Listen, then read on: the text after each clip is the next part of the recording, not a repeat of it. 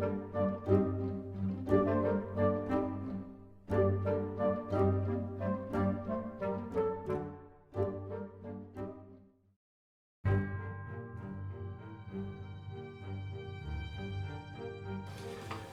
Wargamers, here are the HQs of the new Tyranids Codex, and I'm going to be trying to compare them as much as possible, but I also don't want to make a really long video for you guys either.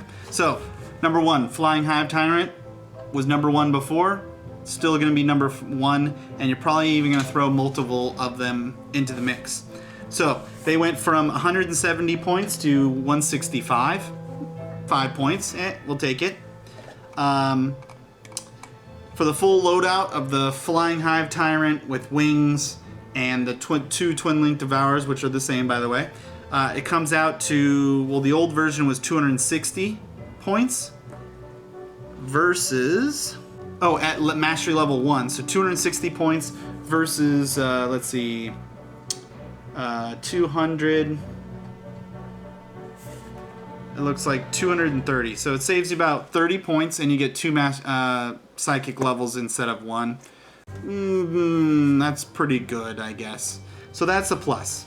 So you'll probably see more often the 2 Flying Hive Tyrants versus just 1 before. Powers only from the Hive Mind, so no more Biomancy, and the powers are pseudo-okay. And can still have the wings and everything. Next is the Swarm Lord. He is 285 points, so it went up in 5 points. And he gets his psychic powers. He's a level 3, so he gets his psychic powers from the list as well. So no Iron Arm on him. He lost a lot of his stuff. So he can have an 18-inch range synapse, which is good. He can have one of the Psychers, which increases it 6 again. And then he might even get the Warlord trait of 6. So he could be 30-inch range of synapse, but he's pretty much going to get shot up. I mean, I wish he could be a jump infantry or a beast. Oh my god. I wish he could be a beast. That would be amazing. And he still has his bone swords. He's still, the Shadow of the Warp, I guess, is good. Mandatory, absolute mandatory, you have to get the Tyrant Guard now with him. 285 points plus 2 guards is 50, so 100. So now he's 385 as his basic, I believe, his absolute basic, which is pretty damn expensive for an HQ. So you're probably not going to see the Swarm Lord very often.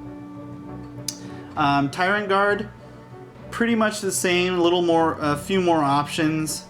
You got to bring him with a Walking Tyrant or the Swarm Lord.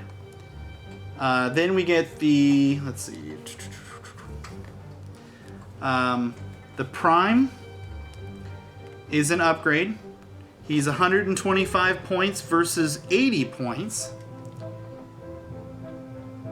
And nothing special. I mean, toughness 5, same toughness. Yeah, nothing special, except his points went up from 80 points to 125. That's it, no big deal. So for lower point games where you just want to throw in a cheap HQ, not gonna happen. Kind of a bummer on that one. 125 points, that's crazy. Alright, so next we got the Old One Eye. He went from, alright, Old One Eye. Number 1, he moved from heavy support to HQ. He went from 260 points to 220 points. That 40 points puts him in the realm that you might actually use him. And this goes back to what I was telling you before. They need to come out with a better model for him. Because that old ghetto, like old Carnifex type looking one just is awful. Especially for the quality of models that they have out today. So number 1, he gets D3 Hammer Harass, which is nice. Actually, all Carnifexes get that. Then he's fearless, even though he has the feed. So he's an HQ with no synapse. If he's leading your army, why wouldn't he have synapse?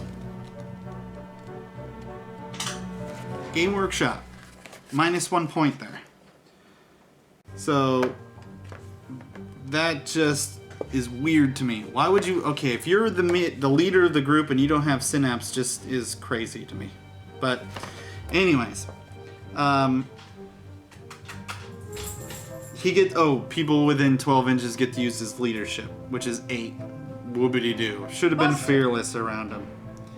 And he's a character, but not an independent character. So he can't join a group, so he's gonna get shot up.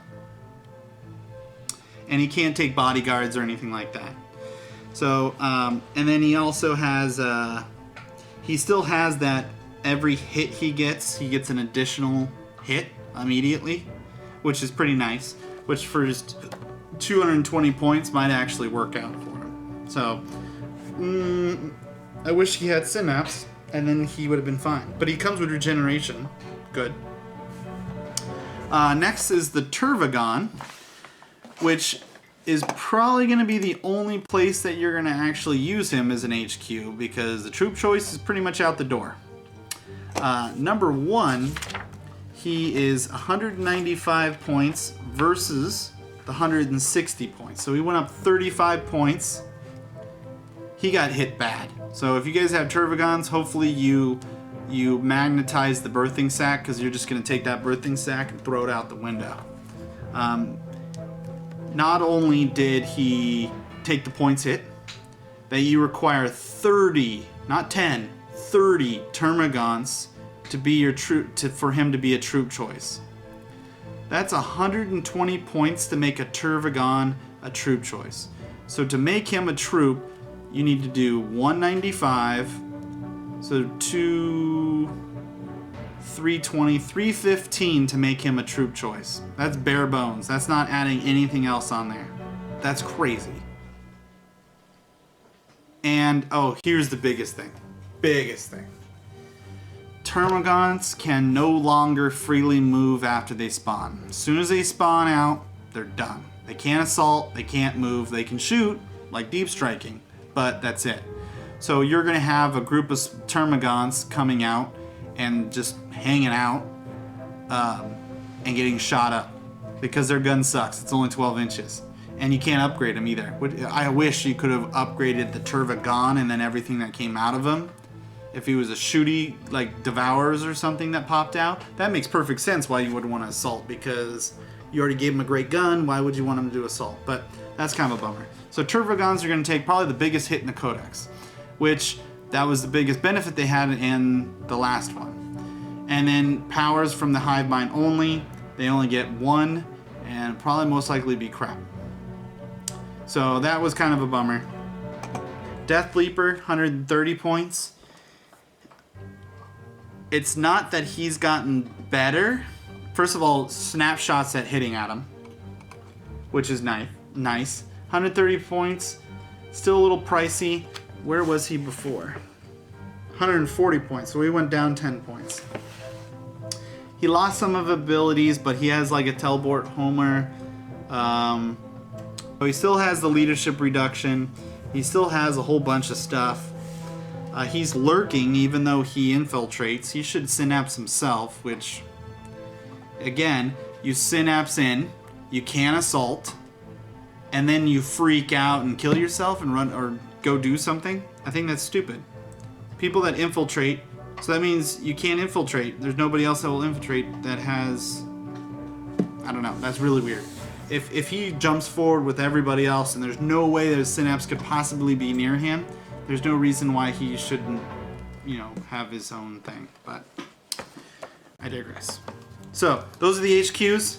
We're gonna move on to the troops next. That should go a little faster because it didn't change too much, and tactics are gonna change drastically.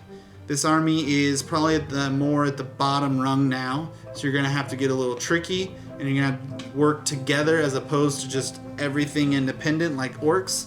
So hopefully they don't ruin the orcs that way either. But let's go on the troops.